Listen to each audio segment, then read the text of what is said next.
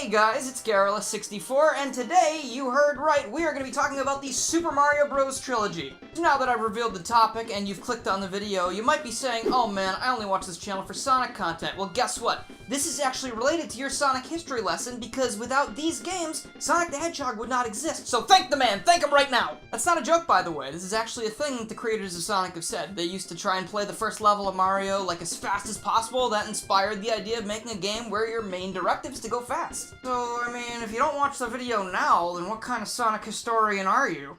What do I keep on telling you? I keep saying that you should click the subscribe button, click the bell icon, the like button, literally every button on the page, because they all help me a lot and I appreciate it. Alright, I'm turning off the passive aggression now. They don't need it because I'm talking about something I really enjoy. And in fact, I enjoy this series so much that I'm actually doing something that I don't ever do. Basically, when I make these videos, I spend a whole lot of time writing down everything I'm going to say, and then I'm having some people check it over sometimes, not usually because I'm very lazy. And then I stand up here and I read things off my phone, and you probably have seen me holding my phone in certain scenes, and it's because I don't have a very good memory. This time, however, I am going to do this entire video with no script, and you might be saying, wow, doesn't that mean you're just going to be saying, and ooh, and just kind of stalling for time while you think of things? Why, yes, that's exactly what I'm going to do, and that's what I'm doing right now. But I have a feeling this is going to lead to something a little bit more interesting than if I were to write out my thoughts, because when I write, I tend to repeat myself a lot, and I have to end up cutting things out.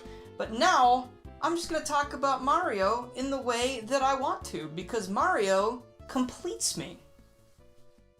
I think it's appropriate to start from the point before Mario existed. So in this BM period, we are back in 1981 with the release of Donkey Kong for the arcade. Or the arcade. It's like there's just one of them, apparently. I would have been pretty busy. Mario, or Jumpman, was the main protagonist of this game, who was fighting Donkey Kong, who was the titular Donkey Kong at the top of this little girder thing. Supposed to be a construction site, I think, but also, I guess they live in the Looney Tunes universe. After this game proved to be a gigantic success, Mario would branch out with his brother Luigi to start attacking creatures in the local sewers for fun. And during one of these sewer escapades, the brothers would find themselves going down the wrong pipe and ending up in a mystical land filled with blocks and baddies.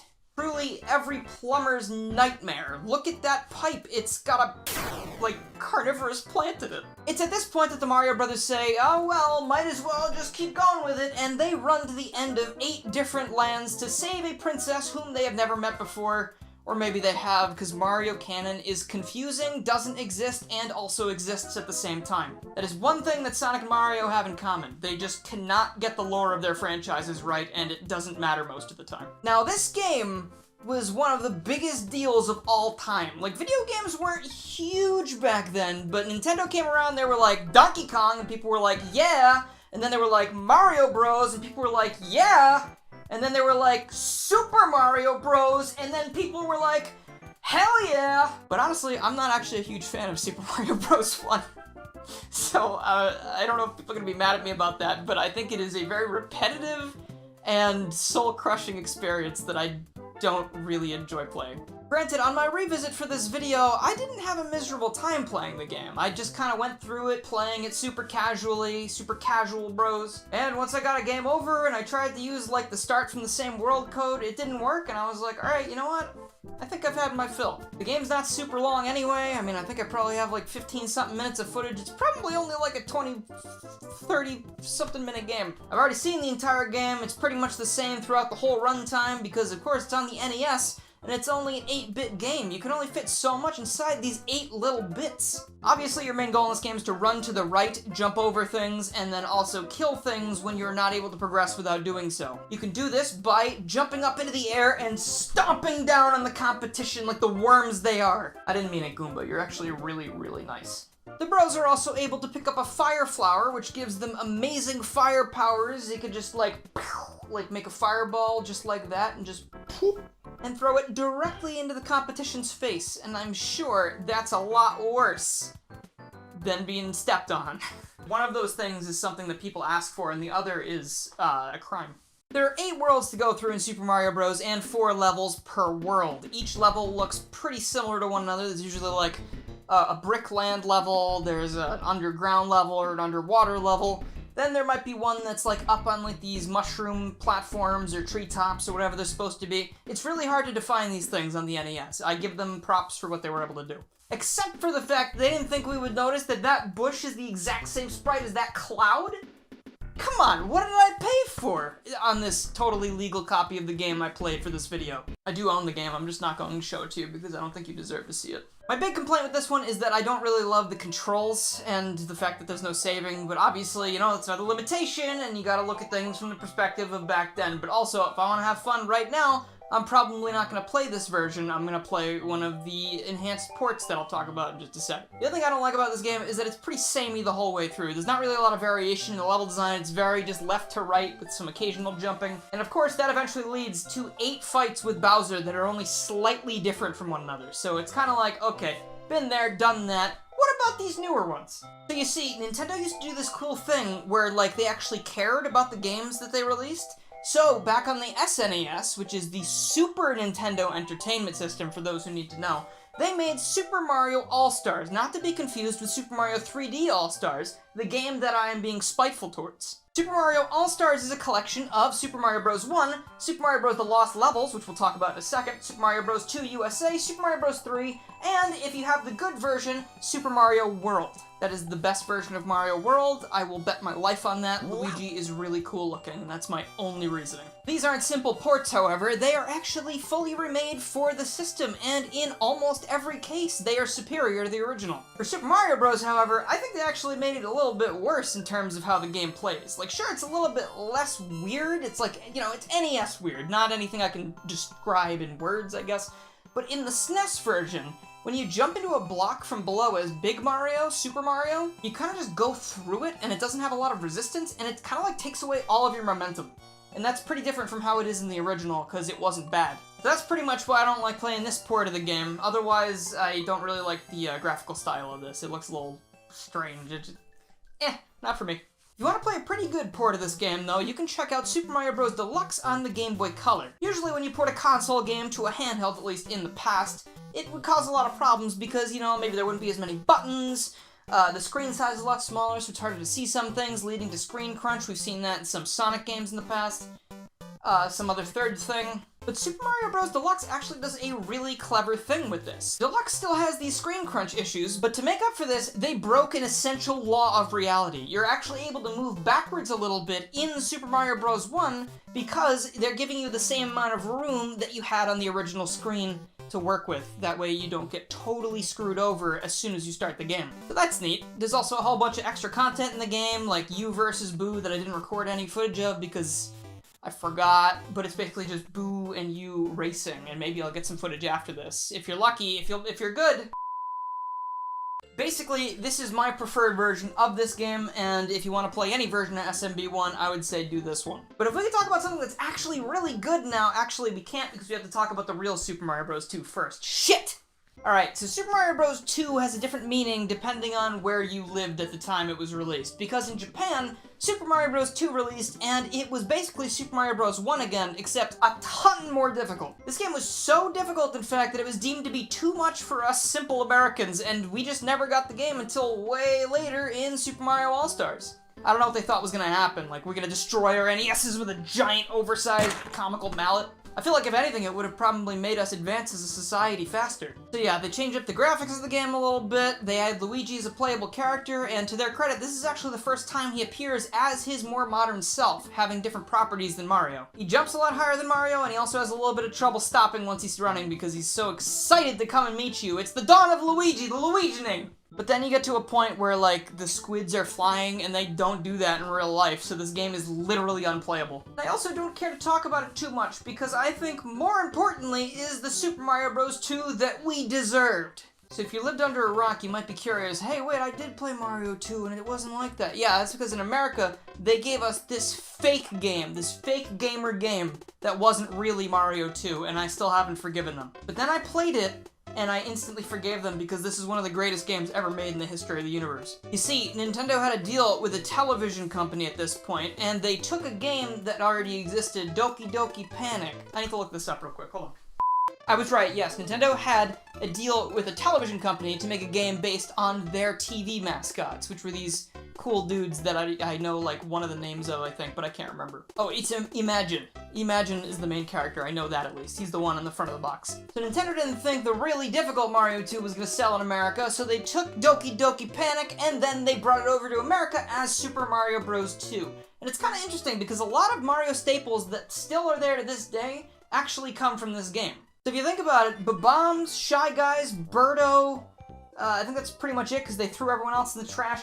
Ninji's back too. Those guys all wouldn't be in the Mario series if it wasn't for Doki Doki Panic. On one hand, I don't exactly consider Super Mario Bros. 2 USA to be a good sequel because it kind of throws out a lot of the stuff that was good about Mario 1 in favor of doing entirely different things. But, as we've just learned, I don't like a lot of the stuff that Mario Bros. 1 did, so this is actually a lot more fun of an experience to me. It's got more level variety, the levels definitely get more vertical as time goes on, some levels are entirely vertical, and they have a waterfall behind them, and it's gonna look horrible on YouTube because that's how compression works. We also have different world themes. We sort of had that in Mario 1, but not really. Like, you might have been able to tell, like, oh man, that bush is white now, it's winter, or the cloud's down there. In Mario 2 USA, you can actually see the different types of levels. You got deserts, you got snow places with actual snow physics that aren't actually that bad. They lead to some pretty fun little moments with the Bezos flying by and you having to, like, jump and dip, dive, duck, and dodge through all these things. I think there's actually 2 desert worlds, which kind of confuses me because there's a lot of good variety everywhere else. But then there's some levels that, like, you're in, like, a big tower and it's really neat, and I don't really know how to describe some of the other stuff. Like, there's one where there's whales, but, like, there's no whales anywhere else in the Mario franchise. So I don't know where Mario ended up he created whales in his dreams. In him's dreams. So that's a positive change in my opinion. Another change that you might see immediately upon booting up this game is that you can't jump on enemies to kill them anymore. Yeah, that was a pretty big power trip in the original, and taking that away from the player is kind of confusing considering this is a sequel. The only way you're actually beating enemies this time around is if you pick something up like a vegetable straight out of the ground and just huck it towards them. Maybe they're like the opposite of a vegetarian. Vegetables will kill them. That's actually what I am, so don't throw that carrot at me! Speaking of these vegetables, I really like these things. They all have really funny faces on them. And you know what? Screw zodiac signs. What's your Super Mario Bros. 2 vegetable? Each world in this game only has 3 levels as opposed to 4, but each world has a different boss at the end of it. You got Mauser, you got Claw Grip, you got Triclyde, such familiar faces to me and nobody else. I really wish they would bring these guys back. I mean, look at him, he's a rat wearing sunglasses throwing bombs. Like, I didn't need him to retire and start a pizza place. Just let him throw bombs again. I'm insinuating that Chuck E. Cheese is Mauser. That's the joke. Meanwhile, in every other stage, Birdo awaits you at the end in one of 3 different colors, pink, green, or red, I believe. Now, Birdo means business. She keeps firing eggs and fireballs at you to try and get you to stop going through the land of Subcon to save the day, but all you gotta do is pick those back up and throw them back at her, and then she'll really have egg on her face. Once she gets knocked off screen and drops the crystal, you need to open the giant bird mouth so you can go to the next stage. This is a dream. This is what dreams are like. I wish my dreams were more like this, because most of the time my dreams are like, oh my god, I'm on a bus and I'm not wearing shoes, and then I'm really, really worried about it, but why would I be so worried? It's really not that big a deal. I have that one a lot. I'm like somewhere in public and I don't have shoes, and I'm like, oh, no. This game also introduces these mystical little potions you can throw down to create doors, and sometimes if you enter the opposite world, or the Shadow Realm, whatever this is, you might find a mushroom on the ground. Obviously, Mario, Luigi, Peach, or Toad will eat this mushroom and then grow in strength. I think sometime down the road, they might find out that they have some kind of terrible parasite that might have been sitting in that mushroom, but at the time, it seemed like it was worth it because it definitely helped them beat Wart. And see, that's one problem with not having a script. I don't really have a structure for this, but yeah, the characters are all different. They all play completely differently. They have different stats. Mario is the most all-around. Luigi jumps really high, but he also is very weak when it comes to lifting vegetables out of the ground. It's a shame. Toad is the fastest and the strongest. This man can just pick vegetables up like it's nobody's business. And then the princess is the character you can play as if you want to have an easier time, because she can float and therefore get you out of a lot of trouble. But she also is very, very weak, so not a very good idea for Birdo fights. Thankfully, every time you die, you can actually change your character, so if one character's not helping you in a certain level, just go ahead and pick Luigi because he's literally good in every single stage. Alright, here's a pretty infamous thing before I move on to the final boss. There are some sections of this game where you'll need to pick up a key and take it to a door to unlock it, and while you're running away with the key, this mask, or as I like to call it, the original source of human fear, starts flying after you to kill you because you took his house key. Phanto means business, but if you drop the key, he'll just leave you alone and you can catch your breath, so don't worry about it. Those were always really iconic moments to me because, like, even to this day when I'm playing this game, I get this primal sense of fear in my heart whenever I see one of these keys. And I think that means it was a pretty effective game mechanic. But that's pretty much it. You run through the entire game, you get to the final boss Wart, you feed him some vegetables that he is definitely allergic to, I guess, and then he dies. And I guess he really dies, because he never ever returns in this franchise, which is another shame. Unless you play the ports, that is. We've got Super Mario All-Stars again with Mario Bros. 2 USA. Really nice looking game. I think the music sounds even better, though there is not actually anything different about it that I can notice. Maybe just some control tweaks here and there, but yeah, very good version to play. The one I prefer, however, is the version that I grew up with. And seeing as how I'm 25 and not 30-something, that version is Super Mario Advance for the GBA. This is the first, unless you count Super Mario Bros. Deluxe, of a series of advanced ports, no pun intended, of the classic Mario games and Yoshi's Island. As you can see, we have a nice intro cutscene to start out the game. They have also added Super Mario Brothers to play, even though I am not interested in that even a single little tiny bit. The only thing that that's really good for is I can make Mario flip back and forth like this, and, you know, eventually he just starts staring me directly in the eyes, and he's like, "Do you think this is a game?" Don't tell him. It is. The main draw to this version is that it is a lot easier. There are health pickups all over the place. There are now giant chonker enemies that you can throw to, like, make hearts for yourself. And even with all of this stuff, I was still so bad at this game as a kid that it used to make me legitimately angry. Like, I hated this game when I was a kid, but now, I think this is one of the best Mario games. It is so much fun. Sure, the cast now make a ton of, like, sound clips every time they do anything, and I kinda want them to shut up.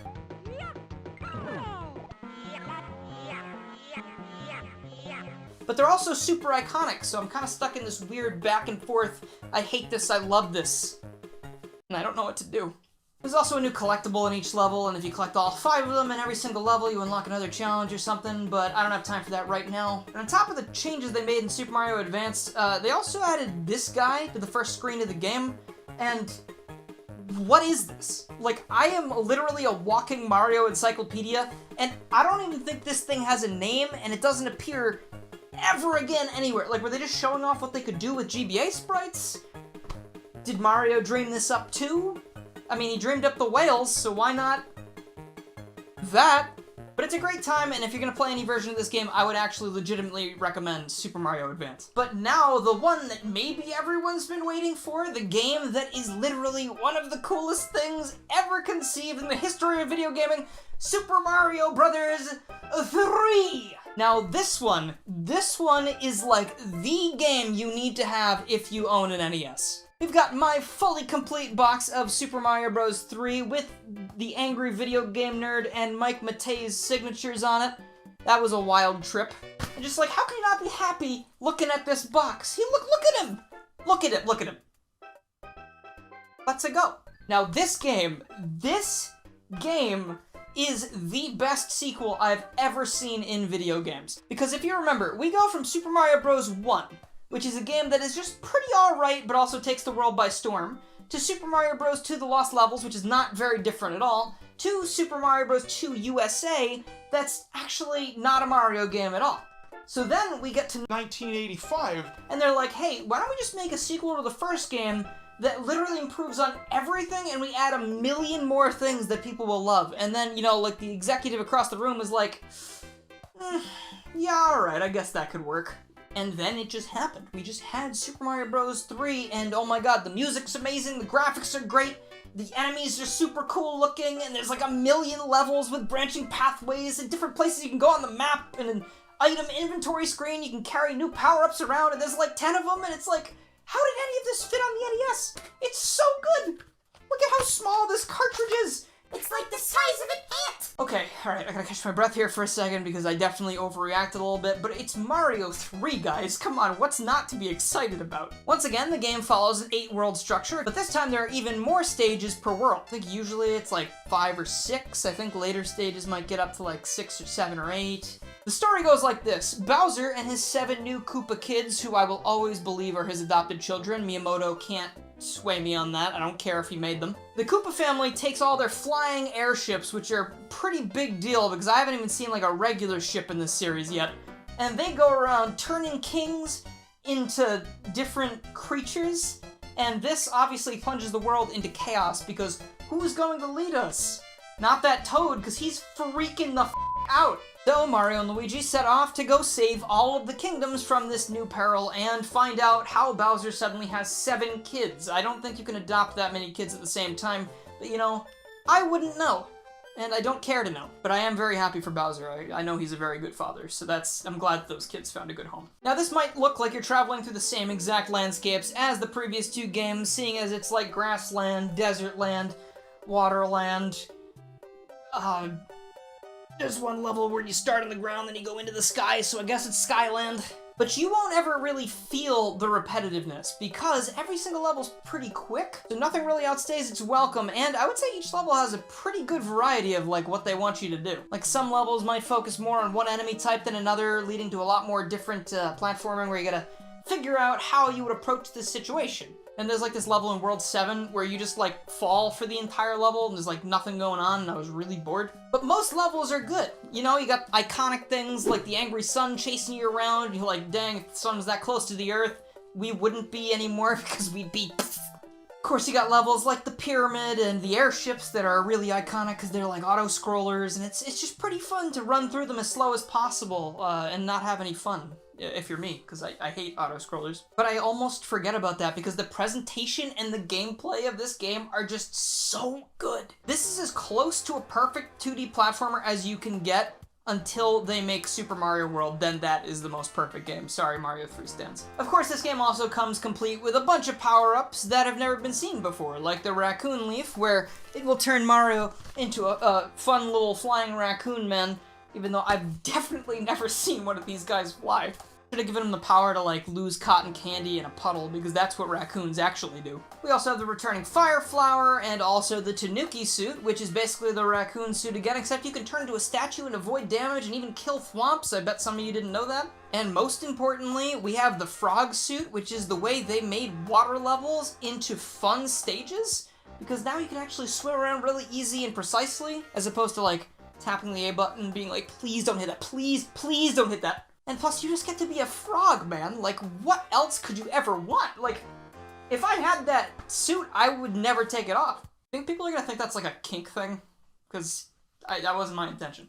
Instead of having 7 really different bosses, this time around we just have the 7 Koopalings who act fairly similar to each other. It almost feels like a Bowser SMB1 situation, except their moves have a little bit more variety than that. In Fortresses, you'll typically come face to face with Boom Boom. This mad lad just kind of runs back and forth and flails his arm around. Sometimes he got wings, which makes it a little harder to hit him, but also he's probably the easiest enemy to deal with in the game that doesn't die in one hit, so sorry man, try a little harder. We also will come across like Hammer Brothers walking around the map sometimes, and those are technically mini bosses, I guess. But they just get you an extra item you can use on the overworld, and overworld items are actually pretty unique. Like for example, right here you can see my NES footage that I accidentally used the warp whistle, so now I don't get to play the levels I wanted to play. I get sent to like World 7, and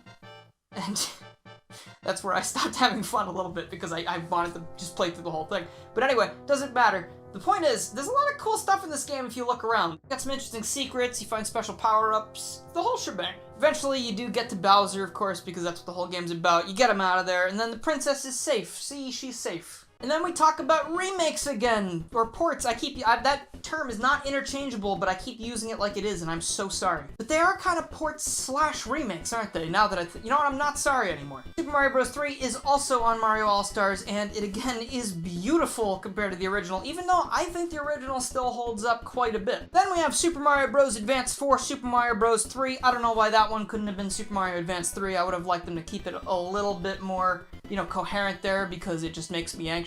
The big deal with this one is, again, you can play as Mario and Luigi. They both control differently, and that's pretty cool, but you do have to manage items between the two different characters, which, you know, it could get annoying if you're not a Mario expert like myself. And then the huge deal for this one is that they also added Super Mario Bros. Arcade as a secondary playable game again. Isn't that super fun and really cool and really worth it? Never mind, that's not what I was gonna say. I was just being silly. No, the actual big thing is that if you owned the e-reader Game Boy Advance accessory, which I think a whopping 9 people in the US probably had, you could scan these special cards on it and then unlock extra content in your game, almost like a DLC or an amiibo. It's actually a lot more like an amiibo now that I think about it. These included extra levels, and some of these levels actually had power-ups from Super Mario World in them, so you could fly around as Cape Mario in Mario 3, which feels wrong. And you might be saying, how the heck am I playing these levels? Like, am I capturing my actual GBA with my e-reader attached? No, I'm not doing that. I never owned that. What do you think I am?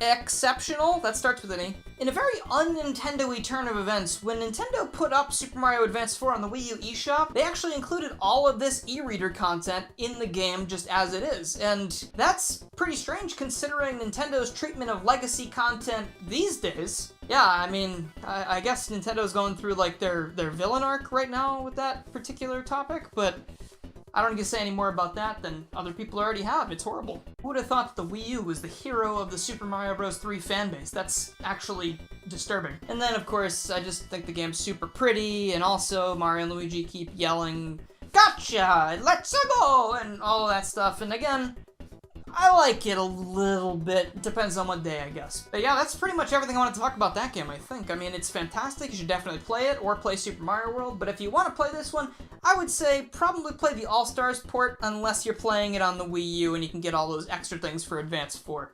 It's a good time either way, and I think you'll have fun. That's the entire Mario trilogy coming directly out of my brain, not on a piece of paper, into this video and into your ears. Today, we are talking about something very close to my heart. That, of course, being the subscribe button. No, not that, although that is pretty important as well. You should do that. But I was actually talking about Super Sonic 64, the father of 3D platformers. Or alternatively, I guess you could say it's the game that gave you the 64 part of my username. Yeah, I know, I'm super original. I just stole a word from the dictionary and slapped a number onto it. Yeah, also, make sure to like the video if you didn't know Garrulous was a real word. Back in 1996, after the major success that was Super Sonic World, the devs over at Sonic Team decided that they wanted to really wow people. So after tirelessly toiling away in their underground video game labs for 6 whole years, they finally did it. They invented the third dimension. See, a lot of you are probably too young to remember this, but prior to 1996, everything was 2D. It made literally everything possible. I have no idea how we survived as long as we did.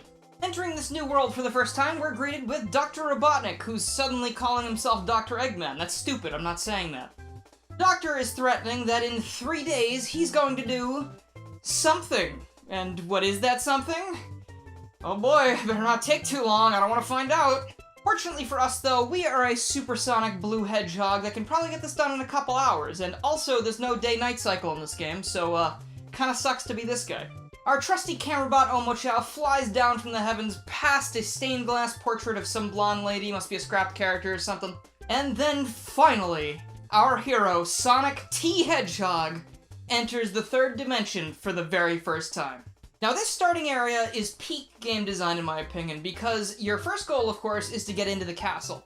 But you're probably gonna hit a couple buttons on your way there, because if your attention span hasn't been destroyed by the trials and tribulations of adult life yet, you're probably gonna remember at least a couple things that happen out here. Of course, Sonic moves pretty quickly, as you might have expected, and he also retains his spin dash move from previous titles. Along with those two, you also now have a homing attack move to hit enemies in the 3D space a little bit easier, and a bounce move. Both of those things are very important for both keeping up your speed and landing precisely because of all that speed, respectively. Sonic is also, of course, able to run up steep slopes, which most Italian plumbers might have trouble with. This ends up opening a lot of possibilities when traversing the world. After you get your land legs, Sonic crosses the bridge and heads into Vanille's castle, where he finds Knuckles the Echidna, who has once again destroyed the thing that he's sworn to protect. You know, I'm not really sure if he's read the dictionary all the way through like the rest of us, because shattering something into 120 pieces does not exactly sound like a good way to protect it. So now it's Sonic's mission to collect 70 of these shards to boot Eggman and his new Koopa mech out of the castle, and Knuckles will not help us because he stepped on one of his Lego shoes earlier and he only has 42 minutes left to live. This time around, the levels are accessed by jumping through these magical paintings found throughout the castle. There are no warp rings, but I have to say it is inherently satisfying how the paintings ripple like water whenever you jump through them. The entire game's aesthetic is really nice, honestly, and I don't think I'll ever get tired of these sights and sounds, no matter how many times I find myself within these castle walls. You know, some may say that it looks a bit dated, and I do agree to an extent, but never let me hear you say that again or else there will be consequences. The only level accessible from the start is Bomb Battlefield, and it's a pretty easy place to get your bearings. Do, however, mind the water bombs that are constantly bombarding you. Wouldn't expect anything less considering you're smack dab in the middle of a battlefield. Looking around this area, you'll find several things trying to oppose you, such as Motobugs, bombs, and Zaz's moon. But thanks to the glorious third dimension, none of them pose very much of a threat, so just swerve around them to your heart's content. According to our good buddy Tails, there's a big bad bastard at the top of this mountain that's causing some trouble on his break from the golf course. So, doing as we all would do, we head up there to make a citizen's arrest. Unfortunately, unlike 3D platformers of the future or Banjo-Kazooie, you're only allowed to collect one emerald shard before you're booted out of the course. This is because sometimes the level will change depending on what mission you select, but generally, most shards are available no matter what act you choose. One example of things that are always available to you are the red ring missions. These will have you searching through the stage for 8 hidden red rings, though hidden isn't always the word I would use to describe them, because in some levels the devs were just like, I'm tired of making sense, I want to make it rain! I don't have too much trouble with these since I've played this game 1.5 million times at this point, but for a first-timer, a lot of these missions are going to be pretty annoying. And I'm not ashamed to admit it, some of them just take so long and are so annoying or tedious that I just skip them entirely even though I know exactly what to do already, so don't feel bad if they give you a hard time. A lot of the time, though, you will just stumble upon shards floating in the middle of a stage, but other times you'll have to complete certain objectives, such as defeating a boss, racing a familiar face, returning lost children, evicting an eel from its home, climbing a clock or mountain the upwards of 5 times with almost no differences whatsoever.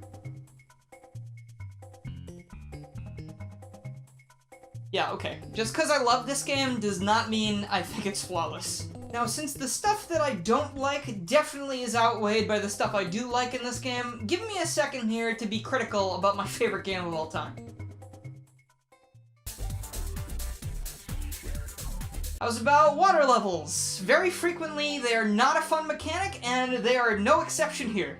There are 2 dedicated water levels in this game, and one of them, Dire Docks, I go out of my way to not play at all aside from the 1 shard that you are forced to collect to continue with the game. This level is somehow claustrophobic and too big at the same time, and, you know, there's not too much to do here that's annoying, but the vehicle that you use to traverse the entire thing is, of course, water. So it's incredibly slow and tedious, and you know we can't go slow, it's just not what we do here. And then there's Shifting Sandland, just the entire level. It's terrible, it's one of the worst levels in the entire series. Frequently here, you'll find yourself drowning in sand, because this game isn't exactly what I would call perfect, what with its glitches and bugs and random invisible walls popping up here and there. So I hope you really like suffocating. And the pyramid just kind of slows everything to a crawl because it's a vertical section where you have to be really careful and precise with your platforming, otherwise you bounce off a wall, you fall all the way back down, and then you gotta climb all the way back up. Isn't that fun? I don't know, man, I'm just thinking after playing this level, Anakin Skywalker was right.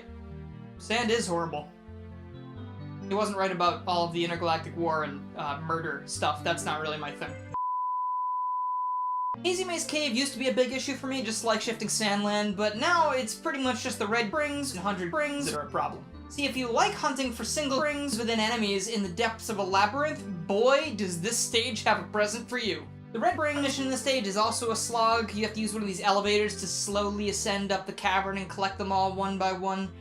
I mean, I guess it's okay if you're like a task bot or something, because you're a robot and you don't feel pain, but I am a fleshy, mortal being, and I feel nothing but that. Now, back on the subject of Tall Mountain and Tik Tok Clock, I alluded to that earlier. That was not an exaggeration. You literally just need to run up those 2 levels almost the exact same way, like 5 or 6 times. Sure, you might be able to do a little bit of different movement on the way, or try to do some different tricks here and there, but like, let's not kid ourselves, like this gets boring after the first try, right? So let's look at Tall Mountain first, okay? So in the first act, you run all the way up the mountain, and you get a shard at the very top.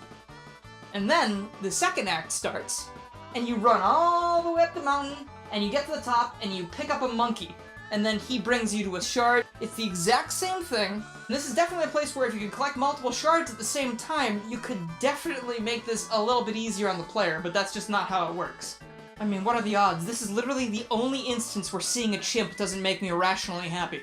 And one final big thing, the entirety of Rainbow Ride might be another one of the worst levels in this entire series, because, if you look back at my previous complaints, this is nothing but a giant bottomless pit where you ride slow-moving magic carpets to get all the way to your destinations, and there's really no ways to make it go any faster. Like, come on, dude, I would really like to make it up to that shard sometime this century. I'm not gonna live forever! Aside from those bigger complaints, there's a ton of smaller things, such as, you know, the mission titles being a little too cryptic sometimes for first-time players. Tiny Huge Island is just built in a really awkward way. I don't really like how easy it is to get knocked off the stage into yet more bottomless pits. Like I mentioned before, there are a bunch of places where invisible walls randomly pop up and, you know, like, I definitely shouldn't have fallen down, but, you know, now I'm dead. And, of course, the main boss of the game is the same thing 3 times over, which, in my opinion, is pretty lame. And then, of course, the most common complaint with this game is the camera. It is absolutely god-awful, and there is no way to redeem that.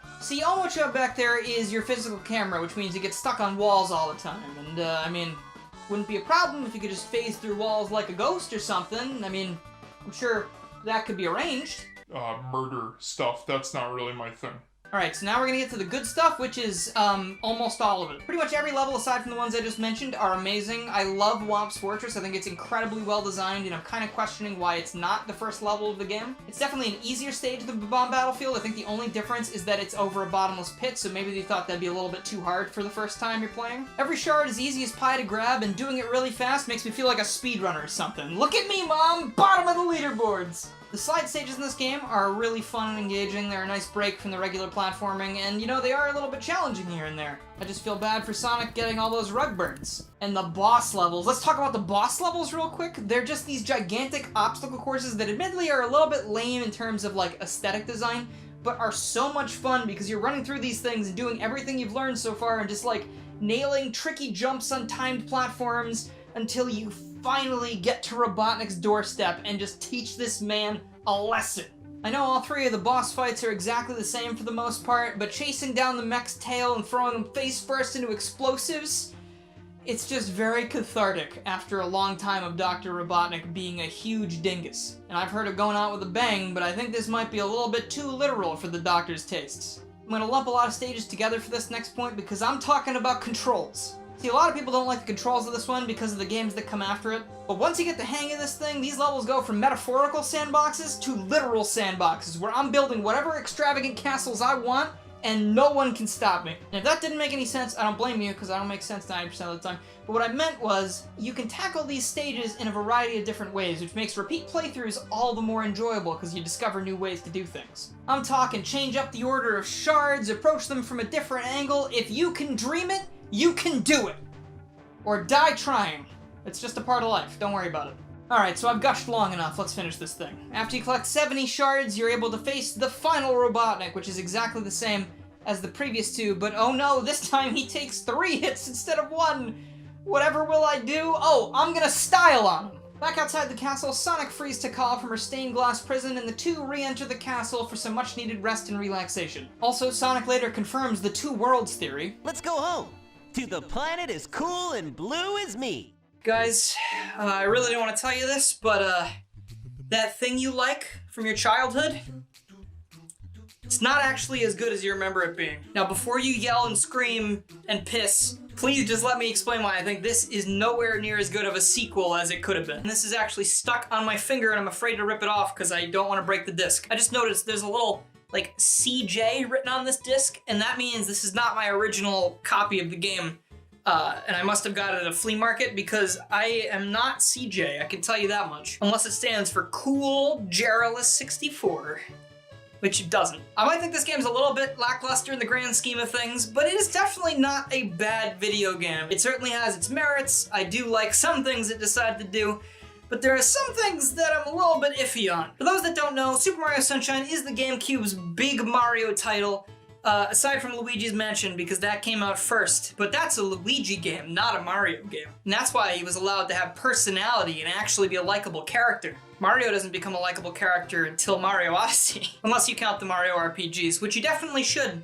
Those are very good games. And by likable character, I mean mostly like personality. Because like, you know, in Mario Sunshine, for example, a lot of things happen to this guy and he kind of just like stands there and stares like he's a Pokemon protagonist pre-Sword and Shield. Let's start with the basics. Mario Sunshine is a sequel to Mario 64, which was a game on the Nintendo 64. Duh. Mario 64 is one of the coolest games ever made. It is a giant sandbox game with like 13 levels where you explore and find stars in pretty much whatever order you want. There are some exceptions where you can't get a certain star unless you pick a certain mission, because you know, you need a certain NPC or a certain area of the map to change so you can actually access a certain star. But for the most part, you can play these stages in whatever order you want, as long as you have enough stars to access the level. So now let's head over to Mario Sunshine. This used to be one of my favorite GameCube games when I was a little kid, because I was like, wow, it looks a lot nicer than Mario 64.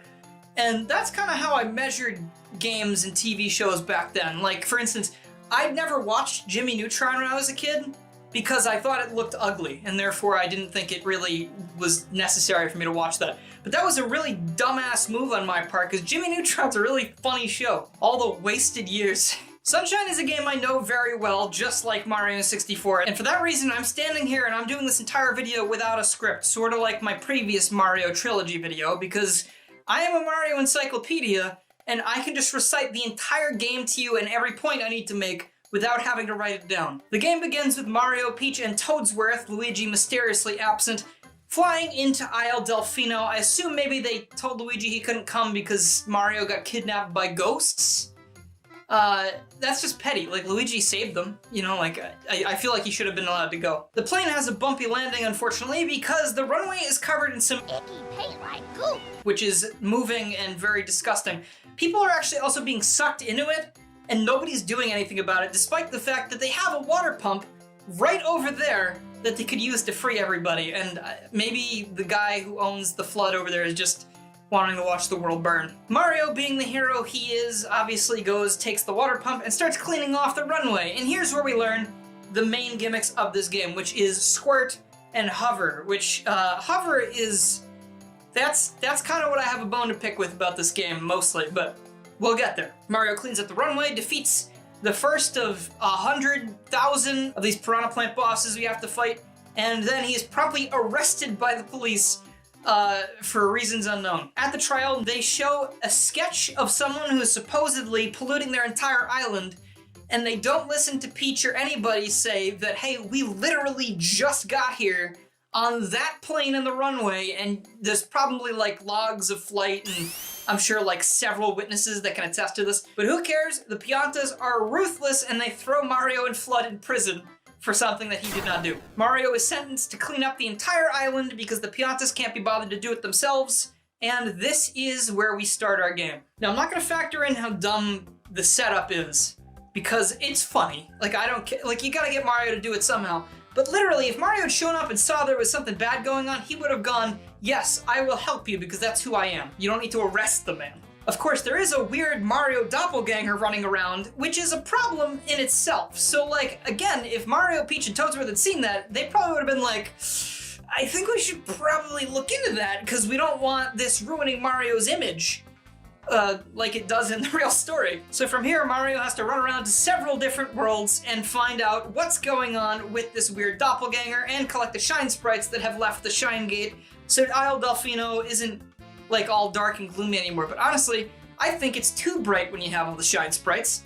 So I either need some sunglasses, or maybe we just collect like 60 of the shine sprites and leave it at that. Upon getting to the main hub area, Delfino Plaza, Mario notices that there's a lot of goop in the center where a statue is supposed to be.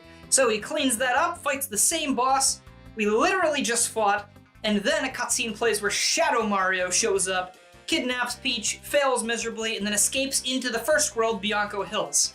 This is where my problems start to show already, because not only did we just fight the same boss a second time within 10 minutes of it, give or take, we get to the first stage, and we realize that we need to play every star in order because you need to complete the 7th level of each world or else you cannot finish this game. That is one of my biggest problems with this, because in Mario 64, you had to get 70 stars anywhere, and then you could go fight Bowser. If you wanted to skip Jolly Roger Bay, you could do that. If you didn't want to go to Rainbow Ride, yeah, f it, because it's the worst stage in the game. If you want to do 2 stars in Shifting Sandland, I don't blame you. You're probably a very smart person for thinking that way. But here, you gotta go to Bianco Hills, you gotta go to Hotel Delfino, you gotta go to Noki Bay, you gotta do all of these missions every single time you play the game.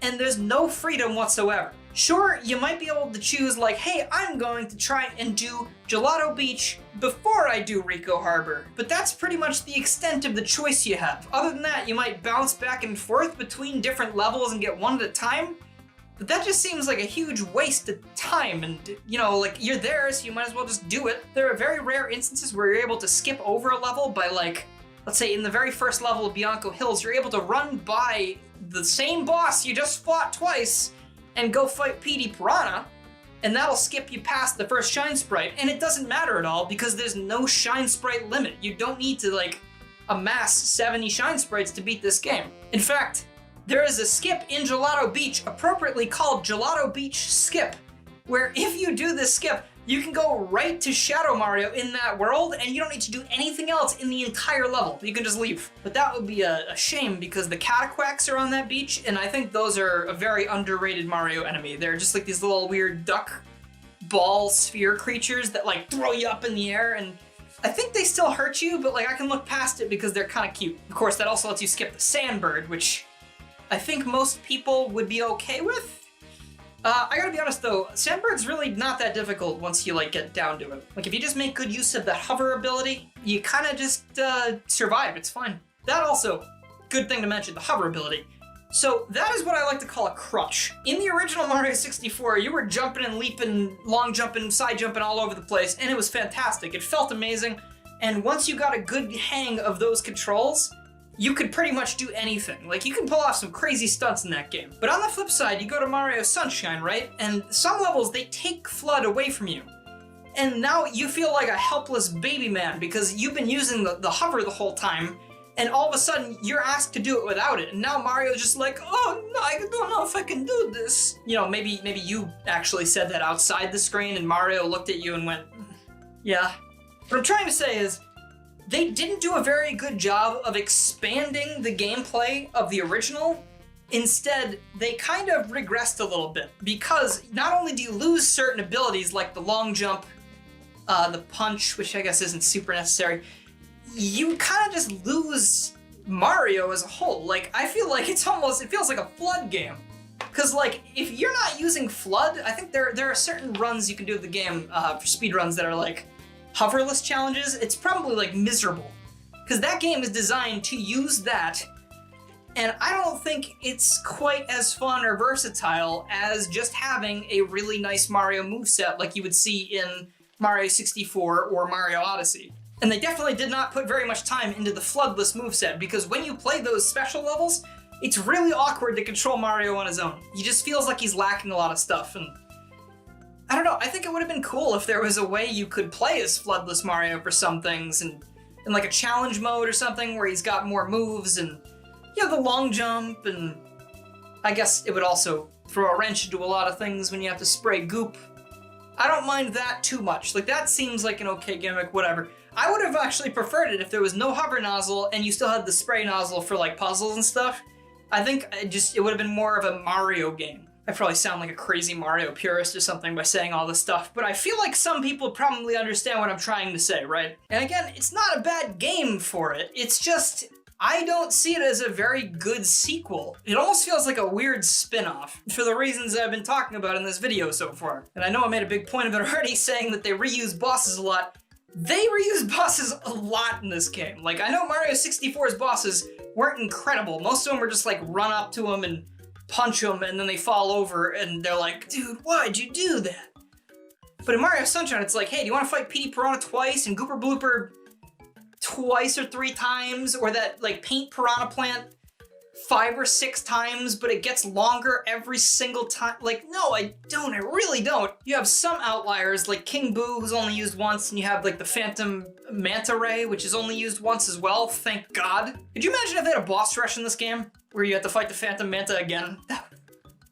Gross. Of course, the final boss is very unique, but it doesn't feel like much of a boss fight. It's almost like you're fighting the platform you're standing on as opposed to the boss itself. Things I do like about the game, I do like the setting a lot. The music is obviously really, really nice. I do like the game visually for the most part. I think it looks very like classic GameCube-y, and you know, you throw some HD textures in there, it actually looks pretty nice. Even on like the Switch Mario collection, like they gave it widescreen, and yeah, I mean, I'm down for that. Like 720p widescreen for Mario Sunshine. Yeah, good stuff. So the game definitely holds up, but when you look at it when it compared to its predecessor and its successor, Mario Galaxy, I don't think anyone's picking Sunshine over Galaxy, you know? Even though Galaxy is a lot less of an open sandbox and more of a get-to-the-goal kind of game. Like, even Nintendo classified it like that when they were marketing for Mario Odyssey. They were like, yeah, Galaxy 1, 2, and 3D World were kind of like a, here's your goal, go there and do it, and it's like fairly linear, whereas Sunshine 64 and then Odyssey are very much open sandbox levels, and that's the kind of thing I prefer, but even I prefer Galaxy more than Sunshine because of all of like the things I've been talking about in this video. And I mean, Mario Galaxy is Mario Galaxy. It's one of the most amazing and like well-liked games ever made, so you know, I'm not gonna throw that one under the bus. I think it's amazing. This was not a traditional Mario Sunshine review, was it? This was like an airing of grievances. Again, I do like this game. Like, I feel like it is okay for you to like a game but also have problems with it, right? Because, like, usually when you say something negative about a game, people are like, well, maybe you're just not very good at it. It's like, no, I've been playing this game for, like, a long time, and I think I'm decently fine at it. I've completed it plenty of times. It's just there are things about it that I don't quite understand from, like, just a game development standpoint, you know? From my experience, there were only 2 good things about the Wii U. One was inventory and map screens on the gamepad, and the other was that sweet, sweet DS Virtual Console. These days it really just sits underneath my TV and collects dust, which I guess that makes 3 things that it's good at. So does that mean I think the Wii U is a waste of money?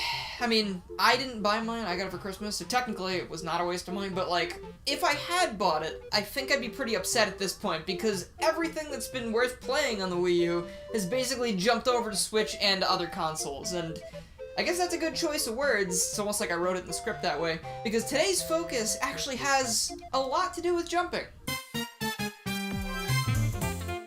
My history with Mario 3D World is a little bit sketchy, because you see, when it was first announced, I was like, holy heck, look at all of that cool stuff that's happening in there, and, you know, over here we've just got all of the new Super Mario Brothers games for the last several years, and they're all really boring and samey, and oh man, I want some of that. So it was basically everything I was looking for in a new Mario game. It had unique looking locations, it had new enemy types, it's got 4-player co-op for the first time ever. It's just this huge deal, and I'm very excited to finally be getting a 3D Mario game on the Wii U. Fast forward to Christmas of that year, because my parents were like, stop buying things, we need Christmas ideas, so I suffered and waited for a while, and I got 3D World. I played through the entire thing on my own because no one else wanted to play with me, and then I got to Champions Road, could not finish it, and put the game down forever. During my playthrough, there was no objection that I actually enjoyed the game, but once I finished it, I was kind of like, you know, could this have maybe been bigger? Like, was this really the game that was gonna sell the Wii U, like Galaxy did for the Wii? I mean, because it doesn't really have the same star power that Galaxy had. It doesn't really have the inventiveness of Super Mario Sunshine, and it certainly did not really have the scope of Mario 64. I started to dislike it for the things that it wasn't, instead of enjoying it for what it was. Then my brain was like, hey, this is basically a glorified handheld game, because, you know, it's just Mario 3D Land again, except with some new stuff in it. And, you know, I never really hated Mario 3D Land, though, because it was a handheld game and supposed to sort of be, like, you know, I paid $35 for it, and that's okay, because it's smaller and whatever. So 3D World just got to the point where I was like, why aren't you Super Mario 64 2? Just do something crazy. And that crazy thing that I wanted would arrive years later on the Switch. Fast forward, we've got Super Mario Odyssey, one of the coolest games ever made, and definitely one of my favorites on the Switch. And finally, my 3D sandbox Mario appetite has been satisfied. So my brain goes, Hey, 3D World is being rumored to be on the Switch for the last, 2.5 years. Those leaks really went on for a really long time. I don't know what took them so long. So the obvious question at that point was, am I going to spend $60 in a game that I convinced myself years ago that I didn't enjoy? And the answer to that is yes, but if it was just 3D World, maybe I wouldn't have, because Nintendo went and did that really long game re-release name thing. That really long game name re-release That really long game name thing. That really long adding a plus whatever subtitle. Super Mario 3D World and Bowser's Fury. Again, that's kind of a mouthful, and I kind of prefer it when they just slap a deluxe on the box like with other games, but Mario isn't other games. Except when he is. So further complicating my purchase of the $60 product they were putting out was the fact that they didn't tell us what Bowser's Fury was for a very long time after they revealed the port itself. But, when that trailer dropped, so did my jaw. So you're telling me that my $60 purchase is for Mario 3D World, which is definitely worth at least $30 at this point, and a brand new open world 3D Mario game where you collect a bunch of stuff, where it's basically Odyssey and Super Mario 3D World mixed into one, and it feels like a combination of everything that makes Mario good in both the 2D and the 3D, and my head exploded all over the place. Like, I had to, Humpty Dumpty, you gotta put it together again. It worked out, but I'll never be the same. After I saw that, it was like, I don't care anymore, I'm pre-ordering this immediately. I just wish I pre-ordered the physical edition, though, because it would have come with these really nice posters. But it's okay, I'm used to making wrong decisions. It's basically a lifestyle at this point. For the purpose of this video, since I'm kind of talking about whether or not you should spend $60 on this thing, Super Mario 3D World has been covered a million times by a million different people, but it is part of the package, so let me just drop a few things about it right here. Super Mario 3D World is an expansion of the 2D to 3D style that we saw back in Super Mario 3D Land, except obviously now that it's on a home console, they have a lot more things they can do with it. Unlike most of the other 3D Mario games, you are not looking for items in levels to complete them, you are instead just trying to get to the flagpole. That doesn't mean you shouldn't be looking out for collectibles though, because just like in Super Mario 3D Land and Galaxy 2, you're gonna need certain things from each level to actually progress through the game, but don't you worry, the requirements aren't super strict. It's just like, if you have eyes and you're using them, you should probably be able to make it to the end of the game. Like most 2D Marios and Super Mario 3D Land, this game turns the gimmick style up to 11, but that is not a bad thing, like some people might say. This makes sure that every single level is super unique. Even if certain levels in the same world have similar aesthetics, they rarely feel very similar, and each one actually has a fun little name to boot, which I really appreciate when they do that. A majority of the levels, of course, are mostly normal, and that's fine because, that's the main gameplay style, but occasionally they might switch it up with a speedrun level, and you got, a lot less time to get to the end, and you gotta make sure you're making every move count and everything. Or this level over here, it looks like Super Mario Kart. It's got the music from it, and, if you time your jumps perfectly, you get all the collectibles, and it's just very satisfying to plow through everything. Then, of course, you have mini-boss encounters to deal with on the map screen occasionally, and Captain Toad levels that were apparently so fun for people that Nintendo made a full-on spin-off game that I haven't played, but it looks pretty cool. I just don't want to give Toad my money. And then in the script, I had these listed as my favorite, the challenge houses, but the thing is, I played the game a lot after this point. I've decided that once the challenge houses get into the ludicrous amount of stars category, they're not fun anymore. But the shorter ones are really great because you take on these tiny little tasks, it's a very quick process, it's fun most of the time, and you also get a lot of green stars. So in case you're slacking off and the main level's collecting green stars, these are your best friends. The enemy and boss design in this game is also really fantastic. It kind of continues the trend from Mario 3D Land of having some new things, and also brings some old stuff back, such as Biddy Buds, which are absolutely my favorite modern Mario enemy, aside from Skip Squeaks. If I hear about any of you guys killing these things, there's gonna be a talk. It really is a far cry from the new series, where, I hate to tell you this, Nintendo, you just gotta be strong and listen to me here, but you didn't really do anything new at all. The new series was basically about recycling everything from the previous games to cash in on nostalgia, and, then sure, they brought the Koopalings back for the first time in a very long time, but then they were in every single game until the end of time. People were like, please, can we just have some new food, please? And Nintendo was like, no, we have new food at home.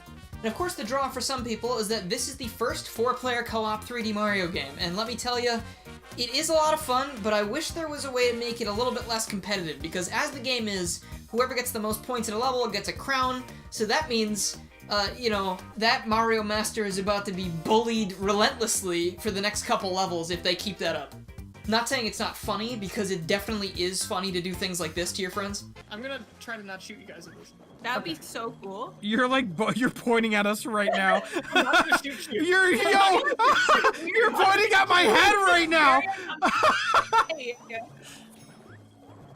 Okay. I You stole the crown. I hope you know that. To the surprise of everybody, Nintendo included an online multiplayer mode for this game. You can now sit around on your couch and make memories with your friends who are miles away. You know, assuming you all have pretty decent internet connections, because it's really no fun playing Super PowerPoint 3D World. So is 3D World worth buying again?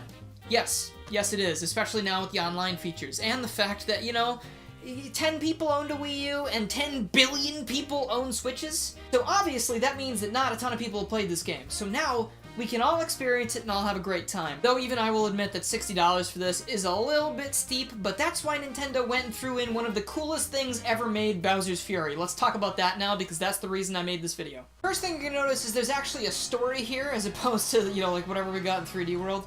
Mario's walking along one day when all of a sudden he notices the Venom symbiote is up to its old tricks again, but before he can do anything about it, he's teleported away to a new world where the cat is everything's common ancestor for some reason, and Mario's not really sure what to make of it, but as he rounds the corner...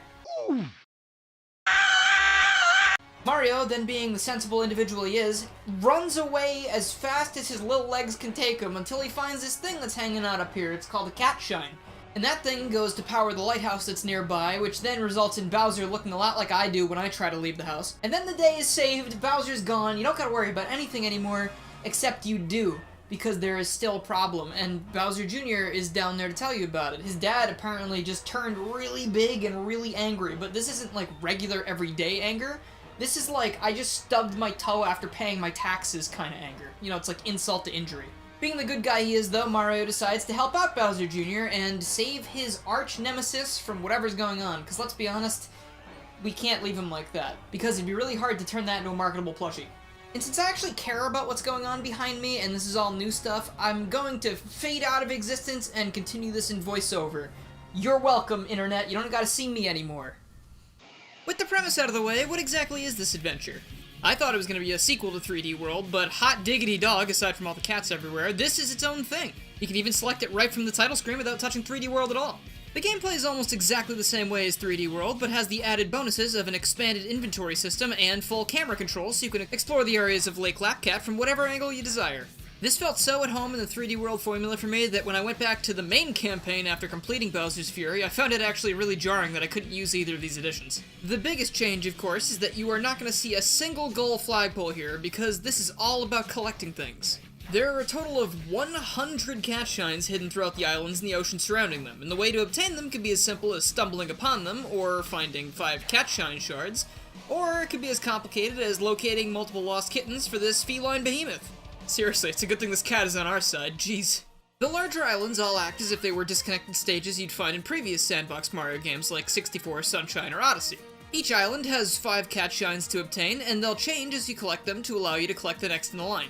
My gripe with this is that most of the time you'll actually have to leave the island for it to swap to its next iteration, and in a way that feels like kind of having to leave the bomb battlefield, let's say, so that Koopa the Quick will spawn, so then you can continue. So clearly Nintendo still hasn't figured out how to make that change seamless, cause like even as recently as Odyssey, they're still doing that thing where like when you collect the main story moons, it resets the level so you can go do new things. I didn't notice this too much at first, but towards the end game, when I only had like 2 islands to go back and forth between, it was very distracting. To travel between the islands, our old friend Plessy volunteers their services, as they are very accustomed to the water, of course. I was getting some big Wind Waker vibes from this, because basically it's just this big open map full of islands you can discover, except I think it's probably a lot smaller than Wind Waker, which I'm sure everyone is probably okay with. And don't you worry, because if you ever find yourself without Plessy, they'll pop up somewhere close by automatically, so traveling is never an issue.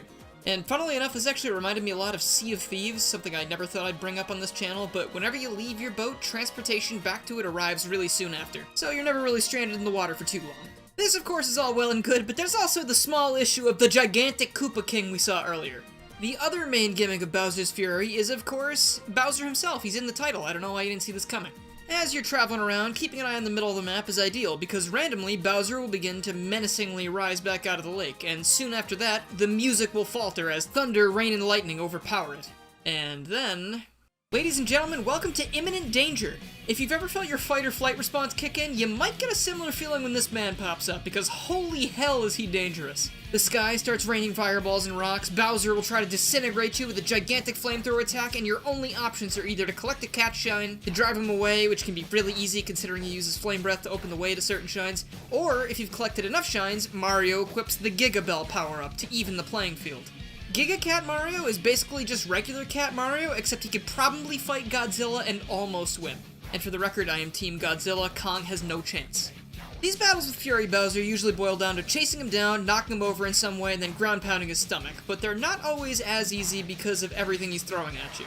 Once he's defeated, typically a new section of the map will become available, which allows you to collect more cat shines, and you're going to want to because the amount of cat shines it takes to use the Giga Bell increases after every fight.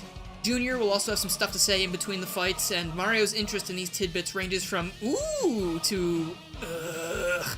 He makes some very un-Mario-like expressions in this game, and I'm living for it. Fury Bowser is such a fun mechanic to work with, because if you're not paying attention, he might catch you by surprise when you're in the middle of something, and then you have to scramble for cover while going after that shine you were working on. And let me tell you, there are very few areas where you're totally safe from this man. In my playthrough, I had so many close calls dodging out of the way of fire breath either into the water or into a clear pipe, and these split-second reactions really made this feel all the more entertaining. It sort of feels like you're actually running for your life. The adrenaline rush is nuts. It's made even better by the fact that, like, if you're not being careful, he will mess you up. There is no buts about that. I did sort of get disappointed by the end of the adventure, though, because I feel like I had seen all of his tricks by about halfway through. I found myself hoping that he'd do something new, like try to grab Mario and throw him, or slam his hands down like massive walls and try to stop me from running the direction I was going. It eventually just boiled down to him launching Fire Blast after Fire Blast, and like, once you know how to dodge out of the way of those things, it's kinda like, alright dude, could you wrap this up? I really gotta go see a cat about a thing. I also had a pretty annoying time with one specific mission because of this feature, because whenever Bowser appears, all of the cats on the island enter what I like to call real cat mode, where they don't want to be around Mario anymore and will hurt you upon contact. Yes, even that behemoth from before, that was foreshadowing. But let me tell you, traveling slowly on this ice float to get one cat back and then seeing rain kick in, I already knew I was boned because I wasn't controlling the pace at which I was traveling. Of course, right towards the end of the fetch quest, the cat turned into a goblin and then I took damage and I had to go do the entire thing again. And here, there were only 2 shines left in the entire map, so my options were either wait for him to leave, which he just would not, or reset the game. So that's just kind of what I had to do. I just had to turn the game off and turn it back on so that I could actually complete that objective.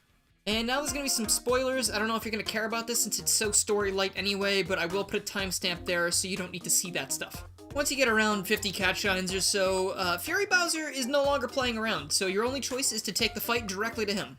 What follows that is a longer boss fight with Bowser using some unique moves, but you take him down the same way as before, and finally the curse leaves his body, but it ain't all sunshine and rainbows just yet. Bowser's still huge, and he's still crazy mad, and using some powers that will never be explained, he steals all the Giga Cat bells, and he runs away. He just runs away from you, I'm not sure why. Junior, your dad is a little bit of a wuss.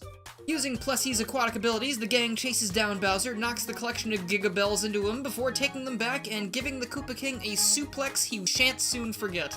I refuse to believe that Bowser Jr. is actually okay with that, but he doesn't voice any concerns, so I mean, tough luck. After a very long day, Bowser Jr. has his dad back, and Bowser immediately goes after Mario, who looks rather snooty about rescuing him. I think the words you're looking for are, thank you. Junior pulls him off screen and returns to Mario's side, looking sorta shy. Here it comes, it's the thank you! It's okay, Mario, at least we appreciate you, and you're the bigger person. You did good. Thus ends Bowser's Fury, and during the credits, we see that all of this was actually Bowser Jr.'s fault. Apparently he was just trying to get some footage for his YouTube prank channel. It's fine, don't worry about it. And before I forget about this again, why does this entire thing sort of feel a little bit like Paper Mario Color Splash and its whole black paint thing? Both instances, Bowser's possessed by a suspicious substance, and we're just supposed to think that's a coincidence? I mean, even some of the music in this mode actually sounds like recent Paper Mario music. Aside from that, though, there are also a ton more collectibles that show up once you finish the game the first time, so good luck with the rest of those. Getting all of those makes the final confrontation a lot longer, and I was expecting a different ending, you know, like a thank you or something, but instead you get a different ending picture, sort of like Celeste does. And then when you relaunch that finished file, Cat Mario now looks like Giga Cat Mario, and Bowser Jr. is now Meowser Jr., complete with a cat clown car. This is all purely aesthetic, but it's great and I love it. So if you heard all that from me and you weren't convinced that I really enjoyed this game, maybe go back and watch it again, because maybe it'll sink in the second time. What we have here is 3D World, arguably one of the most enjoyable 3D Mario games ever made, and a brand new open world collectathon game with brilliant gimmicks, fun platforming, and excitement no matter where you decide to go. If you're a fan of Super Mario Odyssey like me, you will enjoy Bowser's Fury, and it might even give you a greater appreciation for 3D World too. I've honestly gotten to the point where I know I want the next game to be Mario Odyssey 2, but if they were to go the Bowser's Fury route for a full game, I would also happily accept that. Hell, biggest brain play would be just do Odyssey 2 and make it open world like Fury. You can have that idea for free, Nintendo.